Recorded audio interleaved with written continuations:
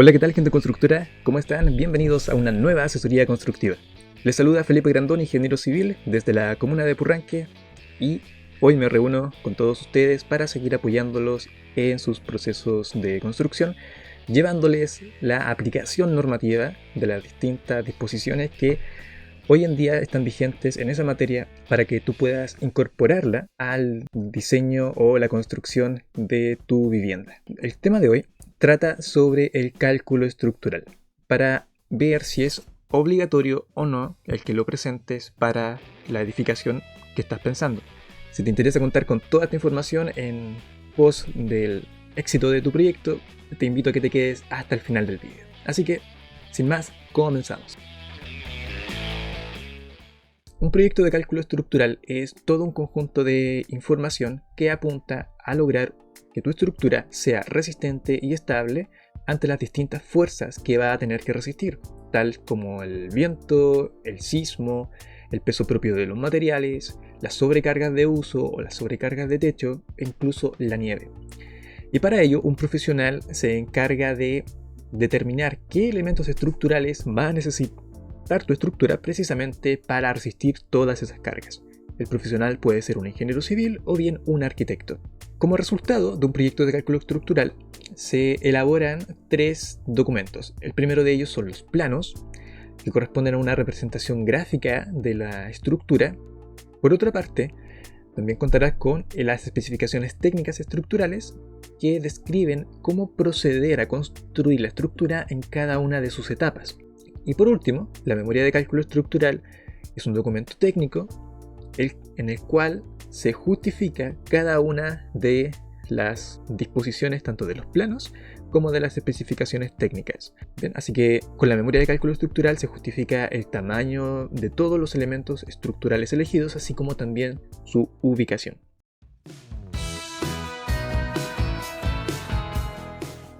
La Ordenanza General de Urbanismo y Construcciones nos dice que las edificaciones, salvo algunas, de las cuales ya les voy a hablar, deben ejecutarse conforme a un proyecto de cálculo estructural que sea elaborado por un ingeniero civil o por un arquitecto. Entonces, de aquí se desprende que todas las edificaciones, salvo algunas, requieren proyecto de cálculo estructural.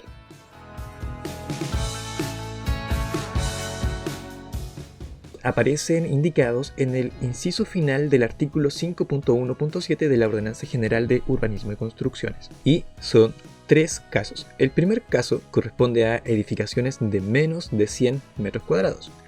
Esto relativamente más fácil de entender. Por ejemplo, si tú tienes un terreno y quieres construir una casa de 70 metros cuadrados, podrías eximirte de cálculo. Número 2. Las obras menores, entendidas como ampliaciones de hasta 100 metros cuadrados, también se podrían eximir de cálculo. Y acá ahora te voy a explicar un poco más el concepto de obra menor, porque hay un tema que quiero aclarar respecto a ello. Mira, cuando se habla de ampliaciones de hasta 100 metros cuadrados, tenemos 2 casos. El primero, el de la izquierda, nos muestra una vivienda primitiva que ya tiene recepción con una superficie de 40 metros cuadrados. Entonces se piensa hacerle una ampliación de 100 metros cuadrados, la cual calificaría como obra menor porque es una ampliación de hasta 100 metros cuadrados. Sin embargo, el caso de la derecha muestra una vivienda, la misma vivienda de hecho, recepcionada de 40 metros cuadrados, pero que ya cuenta con una ampliación de 10 metros cuadrados. Ahora, cuando la obra menor nos dice que son ampliaciones de hasta 100 metros cuadrados, no es que ahora puedas proyectar 100 metros cuadrados más, sino que la ampliación a la vivienda primitiva recepcionada no puede superar los 100 metros cuadrados. Entonces, si ya hay 10 metros cuadrados que están recepcionados, nos quedan 90 metros cuadrados para proyectar una ampliación bajo el concepto de obra menor. Bien, esto era lo que quería precisar. Y el tercer caso corresponde a edificaciones de las clases C, D, E y F con una carga de ocupación inferior a 20 personas. Bueno, aquí aparecen conceptos que imagino no te son familiares.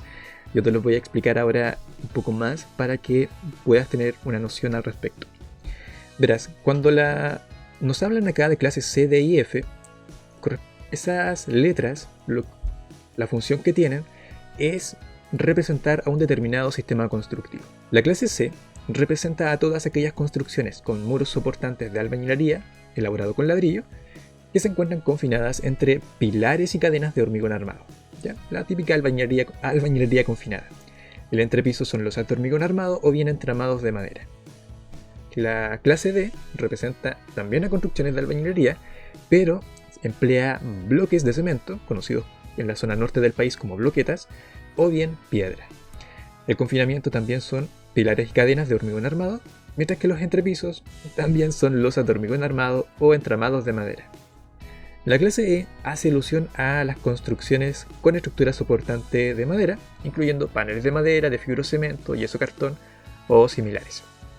También incluye, acá como dice, las tabiquerías de adobe, y el entrepiso debe ser de madera.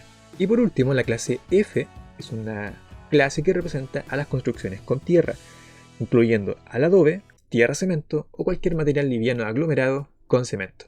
El entrepiso, si lo hubiera, debe ser de madera. Aquí es posible incluir también a las construcciones de superadobe, que es tierra ensacada, y también a las de hiperadobe. Bien, así que eso es lo que se entiende por clase de las construcciones. Mientras que la carga de ocupación hace alusión a la cantidad o número máximo de personas por metro cuadrado para una determinada edificación, dependiendo del destino que ésta tenga. Por ejemplo, en viviendas nos dice que hasta 60 metros cuadrados cada persona ocupa 15 metros cuadrados. Por lo tanto, la carga de ocupación sería de 4 personas, porque 4 por 15 metros cuadrados que ocupa cada una nos da la superficie de la vivienda. Una carga de ocupación de 20 personas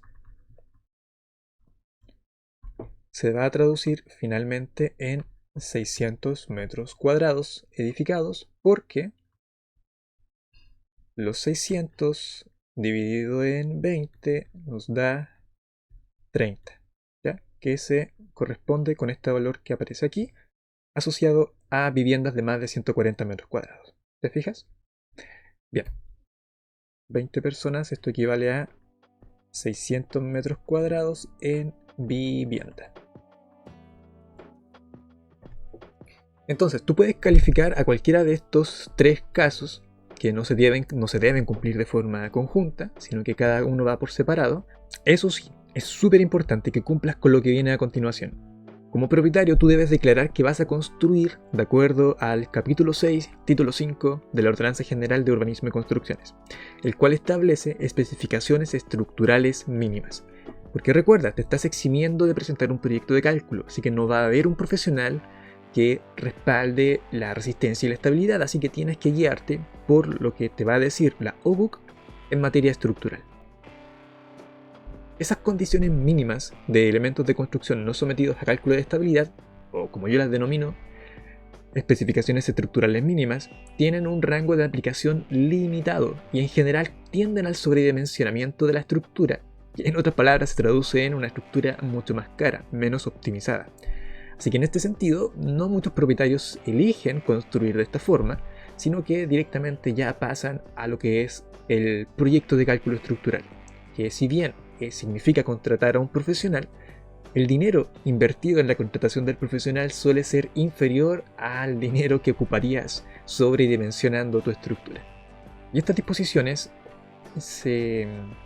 son válidas solamente para algunos materiales, entre ellos albañilería, de ladrillos y madera.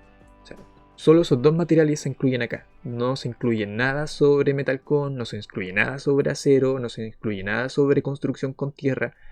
Así que para ese tipo de sistemas constructivos tienes que presentar cálculo estructural sí o sí, ¿ya? Todo el sistema constructivo que no aparezca acá indicado en este capítulo debe ser presentado con un proyecto de cálculo estructural. Bien. Ahora, en relación a muros de albañilería, lo que nos pide el artículo 5.6.2 es lo siguiente: que deben ser construidos entre pilares y cadenas de hormigón armado y que sus espesores mínimos de arriba hacia abajo, o sea, del segundo piso hacia abajo, sean los siguientes. Por ejemplo, piso 1, que vendría siendo en realidad el superior, el segundo piso. No sé por qué lo establecieron así tan enredado acá. Nos dice que los muros exteriores deben ser de 20 centímetros. Y mientras que en el piso inferior, primer piso, los muros exteriores también deben ser de 20 centímetros. Y aquí nos encontramos con lo siguiente: la mayoría de los casos de albañilería confinada que yo he visto en autoconstrucción se hacen con ladrillos de 14 centímetros de ancho, lo cual significa terminar con un muro de 14 centímetros de espesor. Así que todos aquellos que hayan construido con sus muros de 14 centímetros requieren proyectos de cálculo estructural para regularizar esas construcciones. Lo mismo ocurre si es que tú quieres construir. Por ejemplo, si quieres construir tus muros de albañilería y deseas ocupar 14 centímetros de espesor, pues entonces necesitarás un proyecto de cálculo estructural para justificar que tu estructura con ese espesor será lo suficientemente resistente. Algo que no les dije es que el ladrillo que se utiliza acá es el ladrillo hecho a mano, que es el típico ladrillo fiscal, que mide 14 centímetros de ancho, 29 centímetros de largo y aproximadamente 5 centímetros de alto. Por otro lado, nos habla acá sobre los pilares de hormigón armado, los cuales tienen que tener una sección transversal 400 centímetros cuadrados, lo que se traduce en un pilar de 20 por 20. O sea, como mínimo eso. En otras palabras, ya no puedes utilizar el pilar de 14 por 20 o 15 por 20. Tienes que saltar directamente al de 20 por 20. Entonces, te fijas, esto tiende al sobredimensionamiento, lo cual implica un aumento en el presupuesto asociado a los materiales. Entonces, ¿los proyectos de cálculo estructural son obligatorios? Sí, salvo en ciertos casos que vimos anteriormente. Cada uno de esos casos aplica por separado y si calificas en uno de ellos estás obligado a construir de acuerdo a las especificaciones estructurales mínimas que te va entregando la OGUC. Si no quieres hacer uso de ellas, pues entonces tendrás que saltar directamente a elaborar un proyecto de cálculo, ya sea con un ingeniero civil o con un arquitecto. Muy bien, hasta aquí llega la asesoría constructiva del día de hoy, espero te haya sido de utilidad. Recuerda que a través de ella lo que he buscado es que puedas conseguir una edificación resistente y estable, así que te deseo mucho éxito en el diseño y construcción de tu proyecto. Nos vemos en una próxima asesoría, no olvides darle like, comentar, compartir y por supuesto suscribirte al canal. Mucho éxito en tu proyecto y hasta la próxima.